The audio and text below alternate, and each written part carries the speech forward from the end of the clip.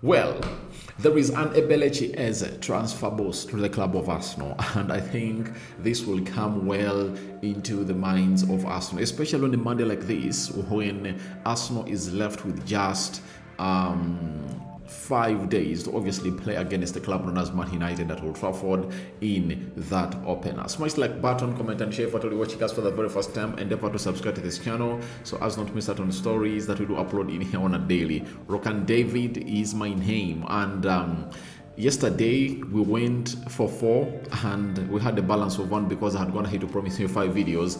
But today we've started a little bit earlier. First video 2 hours, another video will drop and you guys will be letting me know what your thoughts are about this. We are talking Eberechi. There is Nicolas Jackson in the mix, and there is Yamal praise coming in through from a former Arsenal. For me, I call him a legend, Cesc Fabregas, because he's really one of those players that I really went ahead to believe in, and I think he's really one of those that the world never got. He never really got the best of praise, but I tell you what, he was really exceptional. He's going to Barcelona, went ahead to affect his career a little bit, though he wanted to win trophies in there for you, and he went ahead obviously pay a little bit of the balance that Arsenal wanted to see to it, that Cesc Fabregas goes ahead to play for the side of Barcelona ahead all after the World Cup of 2010. So, where should we start from? Let's start from the side of Papo Pano. They've told us the following: that Crystal Palace are working on arranging financial ideas as the Eberechi deal with Arsenal remains in play. Contingency planning for replacement has already been activated, with a structured pathway being prepared in anticipation of an agreement. Now, what else do you really want to get into your mind when you hear, all apart from a replacement of Eberechi at the side of Crystal Palace? I think the best news you'll ever get as an Arsenal fan is this: the moment a club feels like they want to get in a replacement for a player, that means they've 100% believed that the player can't really be there for them next season. Even when Arsenal went ahead and obviously see this side of Crystal Palace play the lad, as they went ahead obviously beat Liverpool in what we call the Community Shield. They've been very confident that this deal will obviously come to pass, and you even saw the body language of Eberechi in that game. He wasn't the Eberechi that we've known for some long time. He even went ahead to miss a penalty, and I won't come out and say that he intended it, but I think the body language speaks more than the stories that are really making grounds. His mind is no longer at Crystal Palace, and Crystal Palace has already gone ahead to obviously understand that the player is waiting for his move, and him being 26, 27 years of age, I think this is the best moment for him to obviously leave the side of Spurs and the side of Crystal Palace, to obviously go to a club known as Arsenal. And he was at Arsenal until the age of 13. Then he went to Fulham, Reading, then at QPR. That's where he obviously, I think, even went to England. Then QPR went ahead to obviously loan him. I think they loaned him to QPR, and that's how he obviously came back to London at Crystal Palace. I think the lad doesn't need to hear anything negative about this deal. All he needs to hear is the side of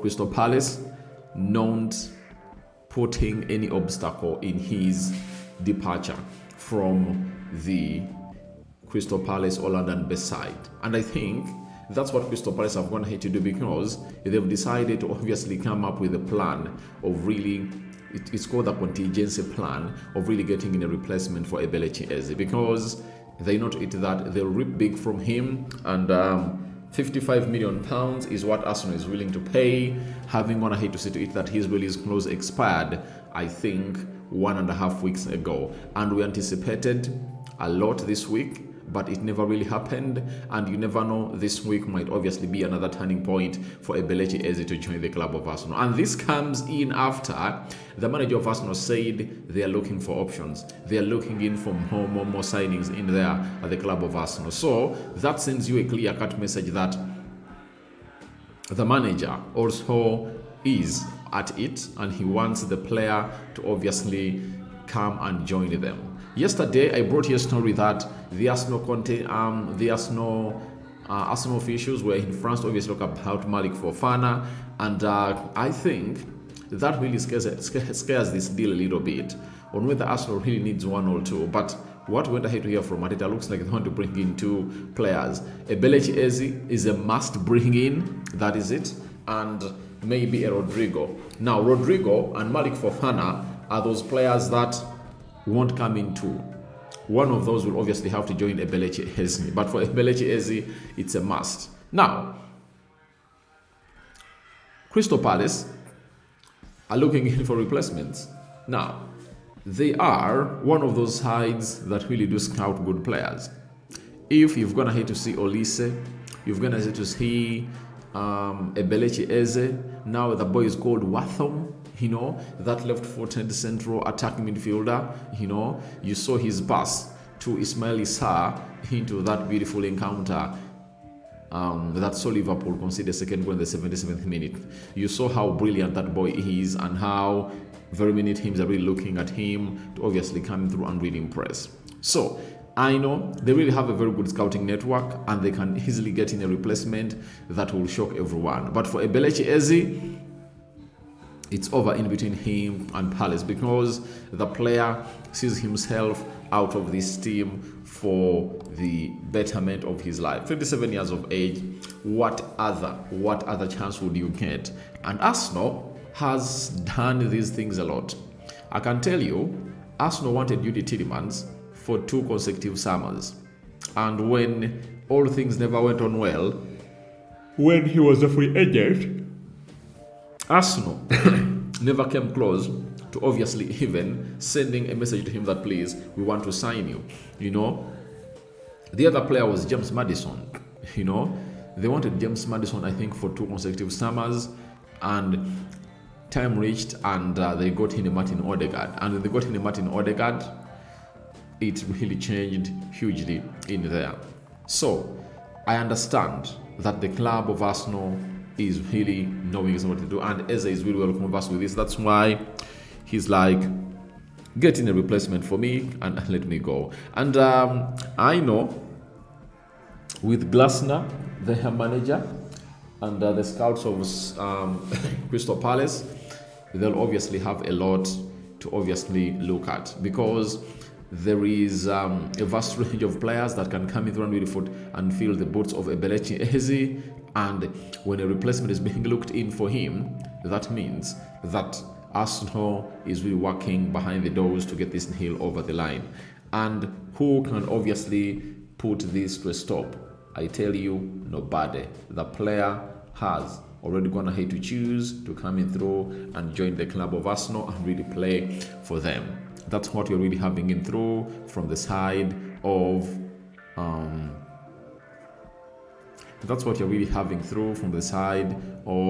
Arsenal in there for you. Crystal Palace have come to an understanding that Eberechi Eze can't be their player anymore, and Arsenal is really pushing thick and hard to get in the Eberechi Eze guy, who really never looked good, by the way, in the game that Crystal Palace beat Liverpool. His body language, as I told you at the beginning of the video, was not all that great. But looking for replacement is the best way to obviously understand that a player can obviously leave, or the player is ready to obviously leave, and even his current club 100% willing to know or to understand that the player will obviously be put out for an exit in there.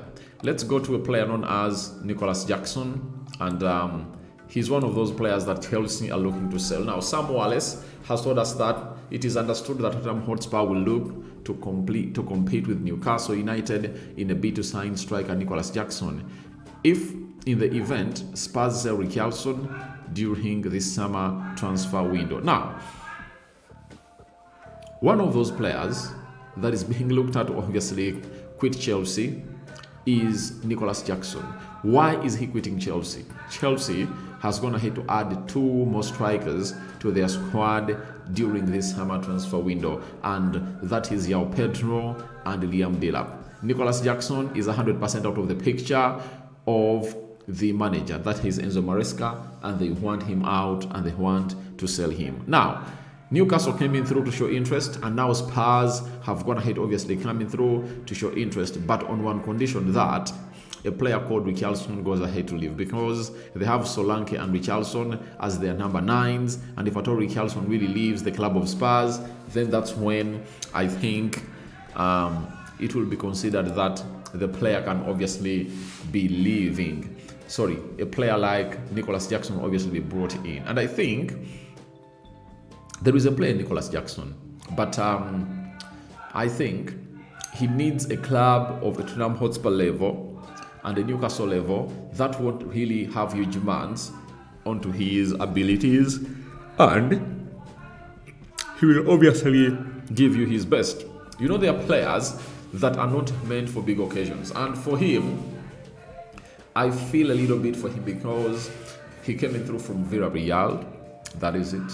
And when he came in through from Villarreal, they straight brought him to Chelsea, a team that was demanding for immediate results. You understand? So that's his problem. But there is a player in him, and I know he can really score goals, because in his debut season at Chelsea in the Premier League, he went ahead to play 35 games and scored 14 goals with 5 assists, 19 goal involvements. And he had 20 goal involvements, because even in the EFL Cup went ahead of his score.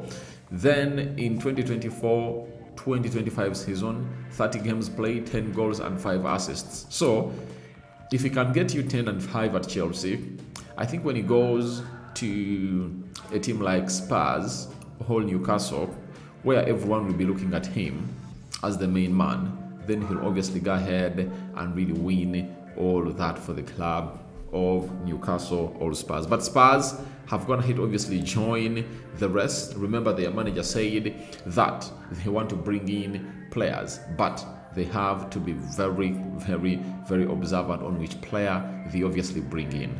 So we'll leave it at that, but get to know Nicolas Jackson is really a huge deal now. And for Chelsea, they would love to get £60 million from the player known as Nicolas Jackson. And I know with the current bidding war that is obviously developing, they will 100% get in this player.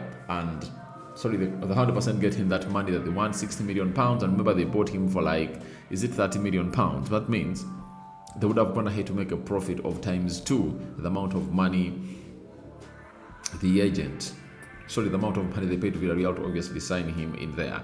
So that is all about Nicolas Jackson, player that no longer has a place at a club known as Chelsea. Fabregas, as Camo, I think was going to play against Barcelona, had lots of things to say, and he had all the hails for a player known as Lamine Yamal. He said, Lamine Yamal is an amazing player. Football has become somewhat mechanical, so it's important to have players with such talent and magic. So, Lamine Yamal is a different breed of player. That is it. We can all agree. And I tell you what, no one can stop him from obviously hitting his highness level ceilings unless he really tries not to be very much observant on his talent. But as it stands right now, he is totally special. And even Fabregas has told you that in this modern game, they're having so mechanical players, and if you get out a flamboyant player like Lamine Yamal, you have to obviously come up and obviously thank God for him really bringing in a player like him, because players that are really making rounds in the news are not all that as talented as Lamine Yamal, and the confidence he really has at that age, it really keeps you questioning what exactly the lad is all about. But he's a different caliber of player altogether, and he really knows exactly what to do. But for Lamine Yamal, he's really great, and he's really pushing to obviously start off the season in style at the club of Barcelona. But in that game, Barcelona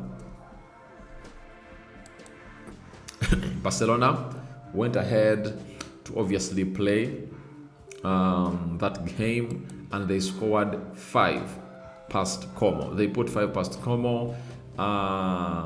Fermin Lopez in the 21st minute and the 35th minute. Then Rafinha, 37th minute. Lamine Yamal, 42nd minute and 49th minute. You understand? Como was totally destroyed before they went even to halftime. But Lamine Yamal, again, taking the headlines with a brace that everyone really loved in there. So guys, your thoughts on to Eze to Arsenal transfer boost are welcome in the comment section below. And who do you think should be the best replacement, or the best replacement for Eberechi Eze at the club of Palace? Then Nicolas Jackson to Spurs. Who do you think will obviously win the war? And lastly, we've just gone ahead to talk about Lamine Yamal, who went ahead to look good in that game of Como. We out.